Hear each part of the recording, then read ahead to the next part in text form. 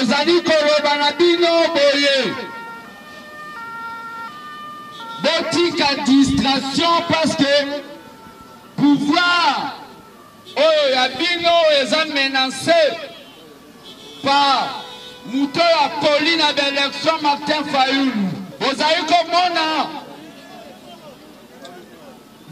komona bapota oyo bandeko na biso bana mboawa. Bandeko na biso babimi ba victime po bango basalaki choix ya changement. Leka na moto. Teleka na moto. Ozomona. Victoire eza ya biso, batika biso to jouir na victoire na biso. Tim Kolo président de la République a prêté serment. Makambo Fayoulou, tokota longo après Fayoulou to traduire na justice. Nazo yebisa yo. Fayoulou aza likola mibeko te. Mibeko il faut eza likola congolais nyonso. Batika la koyeba ke Fayoulou tozo porter plainte en tant que peuple congolais.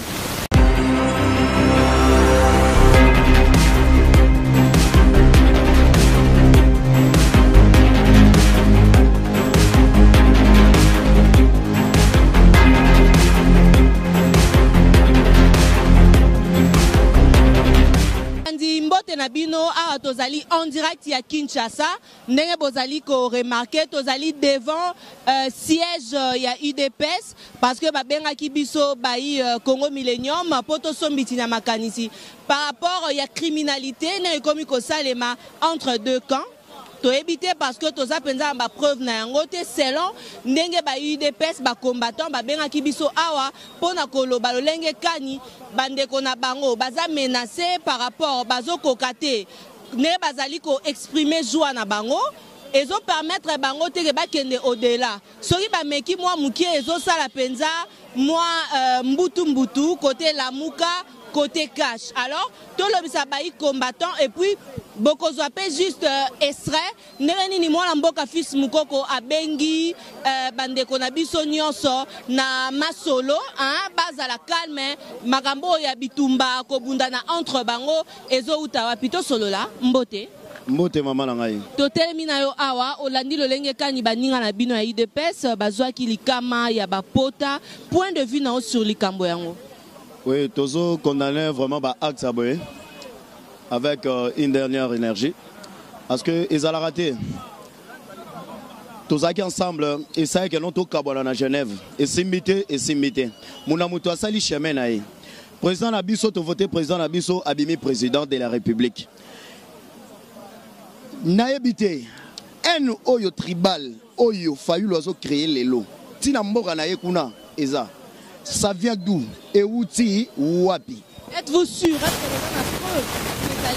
que quand il a fallu l'unde bazo salaboy? Naza la preuve nyonso. Nga naza victime na kimaki jour wana jour de la publication.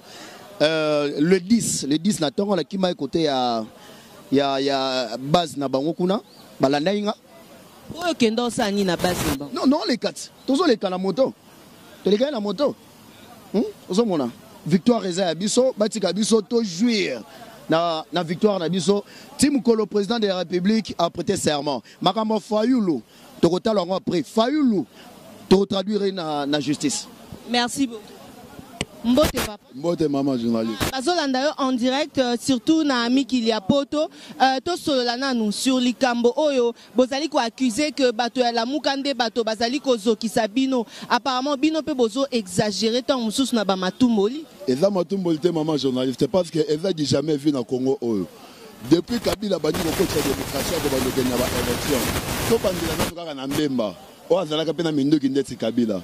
Tango ba programme ke élection mbemba lobaki na population nini papa mama simba mwana no na matoyi mutabi mananzela te toye na 2011 na tango ya kondoko Etienne Tshisekedi yeyo alobaki nini peuple bola la pongi ya ba bébé un grand papa devant muta simbaki manduki abotoli pouvoir papa lobi na biso était peuple bovanda o ezali parti à non violence lelo to comme na 2018 muta minduki ana ayoki mawa akamati minduki ne akiti siango alobi apesi mot d'ordre chef d'état-major apesi mot d'ordre ata mundu ki mo voté ebeta Maman, on n'y envoyait pas ma preuve à Fayoulou qui était à l'objet et à l'objet.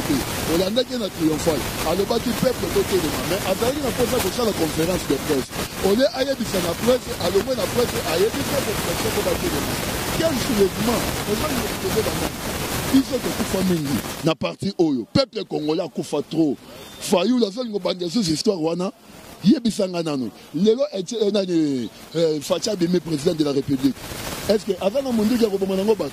Fayoulou a quoi accusé que Zali tricage. Fayoulou a quoi accusé que Zali tricage.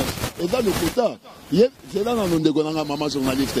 Tout ça qui awa, tout le monde Fayoulou attamboli awa, na awa na boulevard avec un titre triomphal. À dire qu'on y a un peuple congolais qui était pas foutu. Martin Fayoulou a yebisi na population qui était pas kokende na vote ya ba papier. Lelo bino moko boza conscient bolanda ke na triomphal. Après si résultat na papier. Est-ce que Seigneur azalaka na ba papier de na ko récompense résultat kuna akwa kive biso na nini? Seigneur peut si déjà résultat. Peuple congolais ndimi yango. Et puis ce pays na yango. Bokondié na télé na contre biso moko ba civil. Eza na maboko soldati toko bundisa nani. To sangana. Na koloba lisusu na message on a tous les peuples congolais. Yeba ke IDP ezali parti ya union. Kobanda kondo ko Etienne Tshisekedi. Abanda biloko awate depuis janvier. Asangisa. Mais trahison ezalaki na kati. Sima ya trahison lelo bonza matala ya IDP. Parti oyo eza trop trahir. Parti oyo ekufisi bato ebele. Toza bokondi topesa bayo topesa pouvoir na yebisanga tokoyela lisusu. Toboma na biso moko congolais. Boya tosangana. Totonga mboka oyo. Mobutu alongaka mboka oyo na Bisanga IDPS azomema pesi mboka na union. Et puis na koyebisa peuple congolais oyeba jusqu'à 2100 a aucun président moko takoya na munduki teta dirige sur mboko ekomi dirigé par bacivil. Maman tokochange mpe tokopilation ba congolais bao conscience eza akofa tokokotisa bango éducation politique bayeba nini yango akosala bazela 2023-2024 élection ezoya bazokaka déjà candidat na bango mais pour le moment boya totonga mboka yango ndenge ekoki. Merci beaucoup, Tozali Koko Bambote. Mbote ndeko. Bazali kolanda en direct ya Congo Millennium Olingi Oloba. Oui. Alingina loba na makambo bandeko na biso ba bazolukela biso. Biso toza ba yakate toza baluba. IDPS eza parti ya baluba ba Congo ba yaka mututu. Bangala tu baza awa toza ba yaka baluba pamba te. Tozo senga ndeko Fayoulou azuite azela donc azela élection yo na 2023. Toza posa te ngaba no bomisa biso boyete parce que toza ba preuve. Dès toza bo tozo zelaka prestation serment président biso Félix Tshilombo Tshisekedi a prêté serment. Biso to porter Fayoulou plainte na compte na biso ya IDPS. Bino bo porter mutu plainte posa en preuve to porter plainte ani. Toza ba preuve na biso. Asolé en cour constitutionnel. Bon, toza ba preuve na biso en tant que nandenga zo intoxiqué ba ndeko na ba ko luka ko menacer biso à tout moment. Ba ndeko baza ko zoka na bandenge nyonso.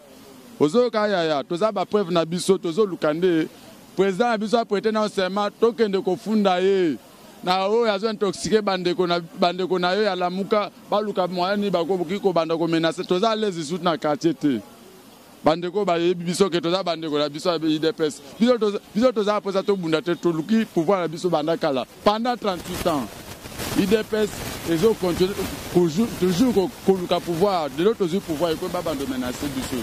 Sur base de quoi? IDPS déjà balubatin. IDPS n'a eu pouvoir to. Et ça président Félix n'a eu pouvoir. Aoutina IDPS. Le peuple congolais va voter qui est. Les acteurs notre ligue participent. C'est ça la preuve na biso. À qui au fond a gagné biso en cour constitutionnel cassette. Les IDPS et ça président Tshilombo n'a eu pouvoir. Et puis to voter massivement abimi na ba pourcentage na exact ya so les até ya côté ya théo tricage tene bazolo ba tricage te tozolo ba yango tozolo ba tant que bango bazo venger contre biso tozolo belo côté baye ba ke non so bi président Tshisekedi apprêter serment biso peut to venger contre bango kala te Tozali Koko ba bandeko balandi ya Congo Millennium mbote na Tozali en direct ya Congo Millennium. Toza na likambo moko atoko mona bandeko likambo ya kozoka na bapota to ebite pouvoir to vota to lekaki na élection masolesa na cour constitutionnelle kasi eloko ni ekomi kosala likambo bapota na banzoto. Maman, merci mingi pona mutuna na yo. Menga pe na kotuna nanu na bato bafani na bandako na yo journaliste. Est-ce que Congo ezaka Kinshasa? Pendant les 9 oyo ba proclamaki président Félix comme président ya mboka au provisoire. Combien de provinces oyo yoki ke bazozo kisabatu pour être Fayulu ajouté. Donc otala bien pona koyeba ke Congo ezalika Kinshasa te. IDPS c'est ça les travaux pendant 38 ans. Yalit kolala na nzela ba combattant ba kufi ba ngakutu papa mutalo papa na nga kufi na IDPS. Ala te eloko moko ya mboka oyo te. Ah, on a 2011 Etienne azangaki bokonzi. Ye mutu azwaki mutu nyonso ayebaki. Combien de bato IDPS oyo bazokisaki bato bapota pour dire que non Etienne azwaki te. Lelo tozotala sikoyo na minute soko tant tozoloba soko matina podium wana okomona bato bauti oya na bapota na mutu bao bakatani mabo bao bapasoli mitu bazoya mpona nini ke bato ya lamuka baza koagrese bango na bandako ere nyonso me nazoyebisa yo Fayulu aza likolo ya mibeko te. Mibeko ifo eza likolo ya congolais nyonso batikala koyeba ke Fayulu tozoporte plainte en tant que peuple congolais lokola aza komemela biso guerre tribal na kati ya mboka puisque ezali susu makambo ya élection te ekomi sikoyo makambo ya guerre tribal ya koloba oyo aza muluba oyo aza muyaka oyo aza boye me mobutu azwa bokonzi na mboka oyo atikala kodivize bato te. Kabila le père azwi bokonzi adivize bato te. Joseph azwi bato Kasavu Bukutu adivize bato te. Comment nde une parti akozwa bokonzi Fayulu aya na guerre tribal Joseph wapi yotani Kabila komi malamu leo na UDPS ebite ke aza nalobi boye kotuna tika nalobi boye akambi mboka oyo adivize bato te ozolanda UDPS lelo ndimi ke Joseph Kabila akambi mboka oyo adivize bato te eza question nalobi boye IDPS ezalaka mpo na division te oyoki yango nde modele topesaka bato nyonso balingi kokamba mboka oyo yango mpe tokokoloba bango teke moto adivize bato mpo eloko wana elonama na kongo te olandi IDPS koyebisa moto nyonso mboka bazokisa yango nde tozoloba ke lelo Fayulu azoya na soki bato baza na nsima na ye Fayulu ayebake bato nyonso bakotika ye akotikala ye moko na dossier na peuple congolais oyoki babundaka na peuple te awa na IDPS alobake peuple abalola Fayulu akendaki na Genève asali oyo ekokaki kosala te signature alobi ke moto akolongola signature oyo carrière politique ekosila fati azongi na mboka oyo Fayulu amoni peuple abaloli signature na ye lelo fati aza na pouvoir cela veut dire que peuple batiaka na etende te ozoyoka Fayulu atika peuple à l'aise oyo azwi bokonzi azela manda oyo koya ntango mbemba koya batumbi akoya bazoto baya tomona makasi na ye na base oyo azoloba ekondaki ye tomona merci beaucoup ondioloba juste mokuse parce que tokomi na suka mboto mama message ya kimia mpona makambo nyonso oyo ya bapota e ya baguerre tribal esila il faut kosala nini esengeli tosangana biso nyonso pepe congolais tozala union muluba mongala mokongo bango nyonso totelema mpo tobundela mboka na biso mpona mboka na biso soki totelemi te mboka na biso azali te nde totelemi boye ezali kolakisa ke tozali na susi ya mboka na biso na nde tozali awa tozali na bakongo baluba bayaka ekolo nyonso ezali awa tozali na susi ya kimia na mboka tolingi te kie kozokisana oyo nyonso bandeko bazosala biso tozali na biso eloko wana te tozali biso ya kimia ezala so olandi bandeko bazali na kananga na mbujimai na chikapa bandeko na biso ya bandundu bazali na village wana oyoki ate eloko moko te eleki kuna te kimia ezali na baprovince oyo bazozokisa bakolo mboka me bango kuna kimia ezali bango bazosala nyonso oyo bango balingi tolingi kimia ezala toboyi eloko ya tribalisme tozali bakongolais tolingi kimia ezala na mboka na biso makila etanga te eloko oyo na nini aloba yango ya pepe congolais tozala soudé tozala bomoko biso nyonso napesi merci na oyo tozali koloba na bino boye botika distraction parce que pouvoir oyo ya bino eza menacé par moto ya poli na baélection Martin Fayulu bozali komona bapota oyo bandeko na biso bana moawa bandeko na biso babimi ba victime po bango basalaki choix ya changement na makambo oyo etali ya tribalisme oyo Martin Fayulu azoya nango UDPS viva tozali koconstate boye bozali na mwa distraction mwa muke tosengi la violence te mais bosala oyo babengi comité de surveillance citoyen na niveau ya bakartier na bino na ntina ete bokoka komaîtrise bato bazosala baacte ya boye kopesa bango nani epai ya bapolisier avant que le président a prêté serment UDPS viva baacte ya boye oyo boyebi na niveau ya basite UDPS viva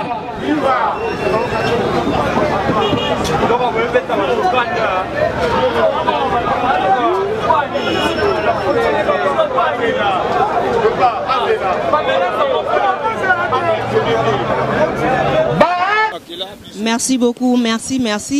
Bandeko Balandi à Congo Millennium, nous voilà arrivés pratiquement à la fin de notre émission L'invité. Kasiso Kinzambe à Zongité, retrouvez-nous prochainement car on a site Nabiso Congo Millennium et surtout abonnez-vous massivement ceux qui Nzambe à Zongité. Boebika Ketoro Kutana, Bobo Tobondeko, Eko Bakorenyo Mabota Mabino. Allez, au revoir.